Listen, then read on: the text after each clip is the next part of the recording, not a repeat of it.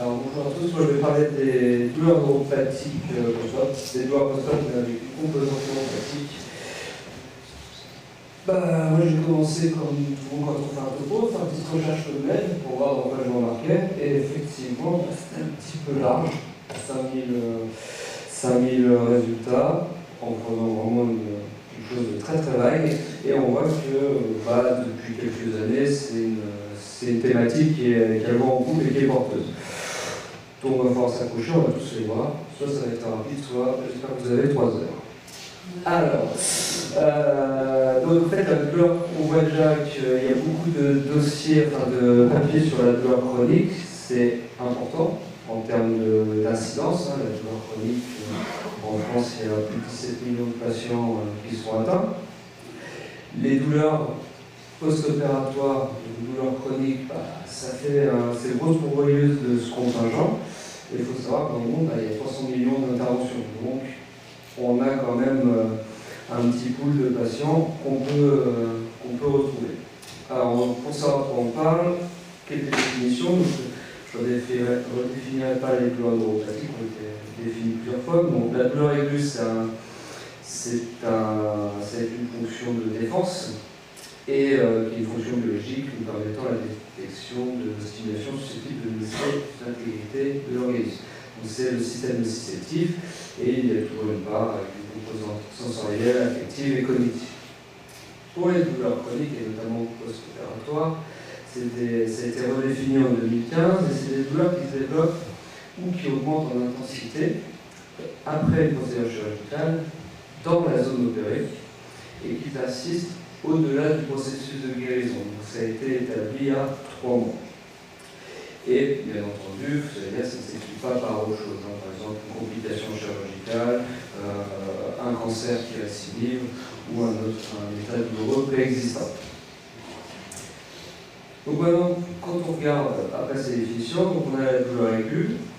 Ça, c'est l'étude 2013 de l'étude allemande. Ils avaient pris 50 000 patients d'une quinzaine, trentaine d'hôpitaux, 50 hôpitaux allemands, 179 types de chirurgie, donc après qu'on ont été regroupés. Et ce qui est intéressant, c'est qu'ils avaient étudié les douleurs au premier jour, et on voit que toutes les chirurgies, toutes au premier jour, il y a quand même de la douleur existante. On a au minimum une médiane à 1 au niveau de l'échelle numérique, et surtout quand on regarde au niveau des interventions obstétricales, orthopédiques et abdominales, c'est pourvoyeuse de douleurs modérées à sévères. Donc toutes les interventions provoquent des douleurs et sont sujettes à les provoquer. Ensuite, on a étudié les douleurs chroniques. Ça, c'est une étude de 2015 pour le compte de l'Association européenne d'anesthésie. Et donc il y avait environ une vingtaine de centres européens qui avaient participé et presque 900 patients avaient été inclus. Ils étaient intéressés à la douleur à 6 mois et à 12 mois. Et ce qu'on voit, c'est qu'après la chirurgie, en moyenne, on a 35% de douleurs chroniques. Et notamment les 11% au niveau modéré à sévère, ce qui est quand même énorme, et ça c'est à 1 an. Et ce qui est intéressant, c'est qu'on peut voir, c'est que ces douleurs elles peuvent même intéresser une simple cholécystectomie. La cholécystectomie, même par la paroscopie, provoque des douleurs chroniques, et quand on voit jusqu'à 8% en douleurs modérées, donc ça veut dire une échelle numérique supérieure à 30. Donc c'est quand même déjà invalidant. Et ça passe par aussi les prothèses de genoux, les mini-sectomies, la chirurgie thoracique. La chirurgie, toutes les chirurgies peuvent provoquer des douleurs chroniques. Et donc ça, c'était bien repris dans une revue de littérature assez récente, qui a été publiée en 2019, qui montrait que, effectivement, déjà même cette cholécystectomie pouvait aller jusqu'à 50% selon les études de douleurs chroniques. Alors c'est surtout en open, comme c'est en voie sous-costale, que ça fait des taux aussi élevés. Et on voit que même une amputation, qu'une chirurgie abdominale et une chirurgie thoracique vont provoquer des douleurs, et certaines vont provoquer des douleurs extrêmement sévères. Donc ça, c'est le constat qu'on a. On a de la douleur aiguë, On a de la douleur chronique après chirurgie. Donc est-ce qu'il y a des explications? Donc on a des explications déjà qui peuvent être physiopathologiques. C'est que quand on a une lésion, on va avoir tout un système nociceptif qui va se mettre en branle avec la sécrétion de bradykinin, de substances P, de plein de médiateurs inflammatoires qui vont créer une soupe inflammatoire et faire une hyperalgésie secondaire.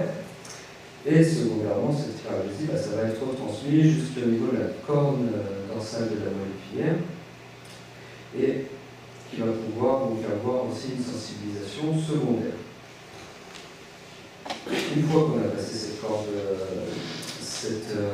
corne dorsale de la moelle épinière, on va aller au niveau de la sensibilisation du phénomène, une sensibilisation centrale qui va remonter de la moelle épinière, passer par les voies spinothalamiques qui vont remonter jusqu'au cortex corticolimbique, en partie corticolimbique du cerveau. Et il y aura également, pour avoir une sensibilisation centrale, une dysfonction du contrôle inhibiteur descendant, et notamment au niveau de la substance grise périaqueducale, du noyau rostroventral au niveau du tronc cérébral. Et donc on a aussi plusieurs mises en défaut et modifications au niveau central. Pour revenir au niveau de la corne dorsale de la moelle épinière, ce phénomène de sensibilisation centrale, en fait, il va impliquer les récepteurs NMDA. Quand on a une lésion initiale au niveau périphérique, notre neurone nocicepteur va libérer du glutamate et de la substance P qui va se fixer ils vont se fixer sur leurs récepteurs au niveau des récepteurs AMPA, ce qui va la fixation simultanée de la substance P et du glutamate va provoquer une modification du récepteur NMDA, libérant le magnésium au niveau de ce récepteur, permettant une entrée de calcium à l'intérieur du neurone, activant la phosphokinase, et cette phosphokinase réactive tous les récepteurs à la douleur. Donc ça, c'est ça ce phénomène de sensibilisation centrale et une auto-activation qui se produit. Et on voit également qu'il y a des récepteurs opioïdes qui peuvent activer cette phosphokinase C. Donc ça va être responsable de l'hyperalgésie secondaire aux opioïdes, donc qui est assez connu depuis quelques années, maintenant bientôt 20 ans. Alors les opiacés, la première fonction, c'est le soulagement, c'est une inhibition de la nociception par une activation des systèmes inhibiteurs. Ça provoque une analgésie, donc ça c'est l'effet à court terme, mais à long terme, à force d'en prendre et de stimuler, ça va activer ces phosphokinase C, modifier le comportement des récepteurs NMDA, et après il y a tout un cercle vicieux qui s'installe, et ça va activer des systèmes facilitateurs de la nociception et provoquer une hyperalgésie secondaire. Donc maintenant on a un peu les explications. Est-ce qu'il y a des facteurs de risque qui existent? Dans cette étude, il y avait 82 patients qui avaient été inclus, c'est une étude de 2012, où les auteurs avaient pris comme intervention un geste orthopédique avec prélèvement de crête osseuse iliaque. Donc quelque chose qui est quand même plus ou moins douloureux.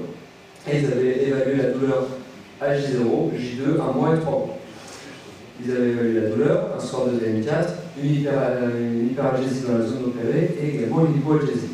Et ce qu'on voit, c'est que les patients qui ont des douleurs chroniques neuropathiques à 3 mois avaient des scores d'échelle numérique de la douleur plus élevés en salle de réveil à 48 heures et également à 1 mois. Et bien entendu, des scores de DM4 plus élevés à ces mêmes passages. Après avoir fait le modèle multivarié, on s'apercevait que le fait d'avoir une hyperalgésie et un score de DM4 dans leur modèle était facteur de risque de douleurs chroniques neuropathiques post-opératoires à 3 mois. Donc ça nous met déjà 2 ou 3 idées sur les facteurs de risque de développer ce type de douleur. Donc la composante neuropathique dans la douleur chronique post-opératoire, elle est présente jusqu'à 30% des patients qui ont des douleurs modérées à sévères, ce qui est quand même assez énorme et assez important.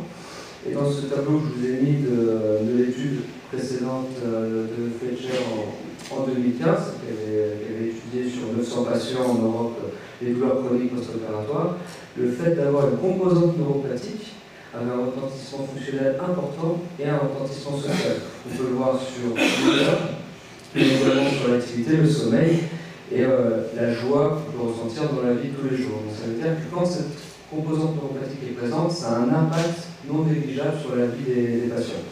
Et en croisant les deux tableaux, on pouvait voir que d'ailleurs ceux qui avaient des douleurs neuropathiques, des composantes neuropathiques, étaient plus susceptibles d'avoir des douleurs sévères. En 2017, justement sur ce côté de douleurs neuropathiques, la SPAR avait fait une étude pour savoir est-ce que le fait d'avoir des signes de douleurs neuropathiques précoces était prédictif de douleurs neuropathiques à long terme. Donc là, ils s'étaient limités à étudier à 2 mois, donc on en parlera plus de douleurs persistantes post-chirurgicales que de douleurs chroniques. Et en s'apercevant de ça, donc, il y avait 17 centres français, environ 500 patients analysés sur 13 types de chirurgie.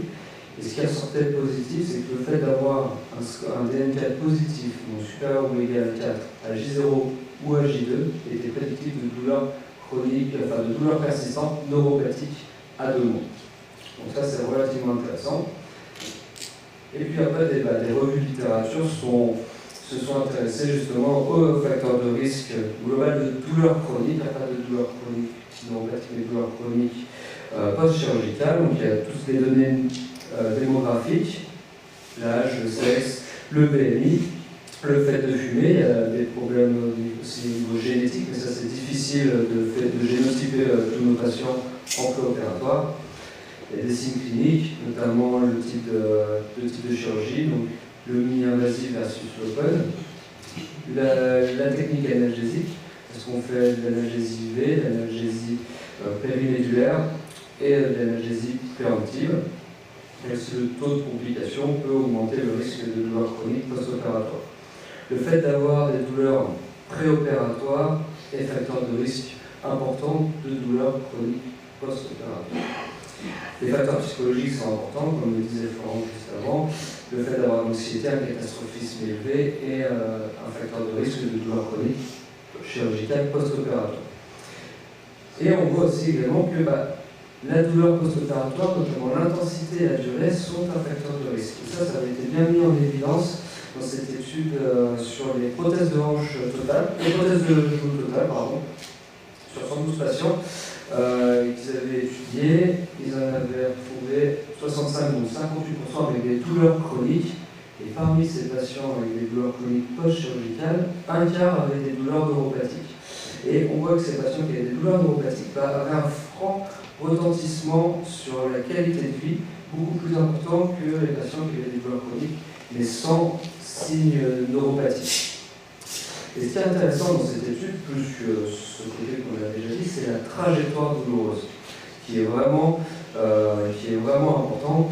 Donc la trajectoire douloureuse, qu'ils avaient étudiée seulement sur les 9 premiers jours, on voit que sur ce tableau-là, qui ne se concentre que sur la douleur immobile, les patients qui ont des douleurs chroniques avec signes neuropathiques, en fait, ils ont une trajectoire qui est rectiligne. Jamais on arrive à les faire décroître, à les soulager. Donc ça, c'est déjà très intéressant. Et quand c'est la mobilisation, cette trajectoire est même ascendante. Donc ça, c'est quelque chose où on dit, il y a peut-être quelque chose à faire. Parce que quand on voit les patients qui ont des douleurs chroniques post-chirurgicales, mais sans signes neuropathiques, il y a quand même une décroissance qui est un peu plus lente, notamment au niveau de la mobilisation, il n'y a pas rectiligne, mais il y a une décroissance qui est présente. Et surtout quand on parle aux patients qui n'ont pas de douleurs chroniques post-opératoires, qui ont une décroissance quoi qu'il arrive. Donc ça, on se dit, il y a peut-être quelque chose à faire, à anticiper et peut-être à traiter. Donc comme je ne parlerai pas des traitements, le docteur Wattier en parlera après. Mais c'est vraiment cette notion de trajectoire douloureuse, donc l'intensité de la douleur et la durée qui vont être facteurs de risque de douleur chronique post-chirurgicale. Ça, c'est une étude qui a été publiée cet hiver par une équipe hollandaise. Ils ont fait une étude de cohorte à Utrecht sur 350 patients pour essayer de valider un modèle, et puis ils l'ont validé sur une cohorte à Rotterdam, 150 patients. Et ce qui en sort, c'est qu'ils ont fait un modèle avec des douleurs à J1 et un modèle avec des douleurs à J14.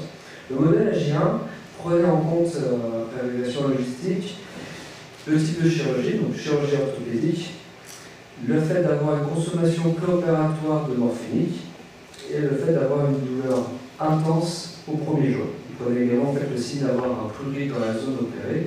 Et ça, c'était facteur de risque de douleur chronique post-opératoire à 3 mois. Ce modèle prédisait à 44% des douleurs chroniques à 3 mois si on se basait sur le premier jour. Le modèle AJ14, lui, reprenait la chirurgie, toujours la chirurgie orthopédique qui était pourvoyeuse de douleurs chroniques, la consommation opératoire d'opioïdes, la pire douleur qu'ils avaient eue au 14e jour, pardon. Donc ça va toujours avec cette notion de trajectoire. Si on a encore très fortement mal avec les 30 jours, c'est qu'il y a peut-être un problème. Et là, ils ont introduit également le fait d'avoir une sensation froide douloureuse, donc il y a un signe de douleur neuropathique AJ14. Et bien ce modèle, il pouvait prédire à 95% le risque de douleur chronique post-opératoire à 3 mois. Donc ce qui veut dire qu'on commence à avoir des modèles où on peut prédire presque correctement le patient qui va avoir mal. Donc là, c'est vraiment les facteurs de risque. On a des modèles prédictifs, mais qu'est-ce qu'on fait entre cette douleur aiguë et cette douleur chronique? Là, depuis quelques temps, dans la littérature, on arrive à voir passer des notions de transitional pain service. C'est notamment à Toronto ou dans les pays scandinaves et surtout en Finlande. Et donc à Toronto, ils ont créé un service de douleur transitionnelle en 2016. Et le service il a comme but de rechercher, de screener les patients préopératoires, patients à risque de douleur préop, sur le tableau que je vous avais montré tout à l'heure. Il les suit donc préopératoire, péropératoire, et surtout, il ne laisse pas dans la nature après la sortie de l'hôpital, après la chirurgie. Donc il les revoit, c'est une équipe, donc un vrai service de douleur avec kiné, psychologue, infirmière de la douleur et médecin se chargeant de ça. Et on voit que sur les premières études observationnelles, que les patients qui étaient naïfs d'opioïdes, pour tous ceux qui ont consommé, il y a plus de 50% qui avaient arrêté la consommation d'opioïdes à la fin du suivi de 6 mois. Quelques-uns avaient augmenté, et par contre, chez les patients qui prenaient déjà des opioïdes en préop, il y avait 25% de sevrage morphinique à 6 mois, ce qui est déjà quand même pas mal. On voit que l'intensité de la douleur était bien diminuée, que l'interférence de la douleur dans la vie sociale était diminuée. Ça reste que des études observationnelles. Ils ont un essai randomisé en Ontario qui va débuter dessus pour essayer de voir si ça a en plus un vrai impact ou si c'est juste le fait d'avoir été opéré qui les a soulagés. Mais on commence à voir en fait qu'il se passe quelque chose entre l'aigu et le chronique. Je vous ai pas mis la diapo, mais il y a aussi en Finlande des équipes, alors eux ils n'appellent pas ça transitional pain service, mais acute clinic service, je ne sais plus vraiment l'anagramme, mais en gros c'est des services de douleur aiguë qui suivent jusqu'à 6 mois, et si à 6 mois les patients ont encore des douleurs, ils basculent vers la clinique de la douleur chronique. Donc on voit que c'est des choses qui commencent à être, c'est vraiment cette transition dans la trajectoire douloureuse qui commence à être importante. Donc ce qu'on peut dire pour conclure, c'est que la douleur, pour la douleur chronique post-opératoire et notamment la douleur neuropathique, on a peut-être plusieurs endroits pour agir. On a au niveau préopératoire, avec l'existence ou non d'une douleur préopératoire, les facteurs psychologiques, le catastrophisme, l'anxiété, les scores de dépression et la fragilité. On peut essayer d'anticiper dans ce cas-là, est-ce qu'on introduit des traitements pour les patients, ou est-ce qu'on exerce un suivi, et puis après, est-ce qu'on utilise des modèles prédictifs pour screener ces patients. En péropératoire, on a plusieurs actions à faire pour peut-être essayer de diminuer ces douleurs. C'est la voie d'abord chirurgicale, essayer d'être le plus mini-invasif possible lorsque c'est possible. L'analgésie multimodale qui va utiliser la MDA, de la lidocaïne, de l'anesthésie loco-régionale, périphérique ou périmédulaire. Et puis tant qu'à faire, essayer aussi de faire une épargne morphinique comme c'est possible. Au niveau aigu, ce qui va être important, ça va être de traiter cette douleur et faire surtout un traitement préemptif, éviter qu'elle apparaisse. Essayer de limiter l'intensité de cette douleur et la durée, et surtout dépister précocement les douleurs neuropathiques chez ces patients, parce qu'on voit que quand c'est présent à J0 ou à J2, c'est prédictif de douleurs chroniques neuropathiques post-chirurgicales. Et donc maintenant, il y a quelque chose qui se passe au niveau transitionnel, c'est continuer à dépister cette douleur qui existe à la sortie de l'hôpital. Peut-être revoir au niveau de la consultation chirurgicale, généralement en ammoche, nous en cancéro, on va nous faire réadresser les patients secondairement. Essayer de voir le retentissement sur la vie et la qualité de vie de ces patients, et puis traiter et suivre. Et donc après, une fois qu'on est passé cette phase de 3 mois, 6 mois, et on revient dans le chronique, et là, il faut continuer à dépister, accompagner, rechercher ce retentissement sur la qualité de vie, et puis traiter et suivre ces patients. On ne peut pas les laisser dans la nature, car il y a un vrai retentissement psychosocial, et puis global, même pour la vie de famille. Voilà, je vous remercie pour votre attention.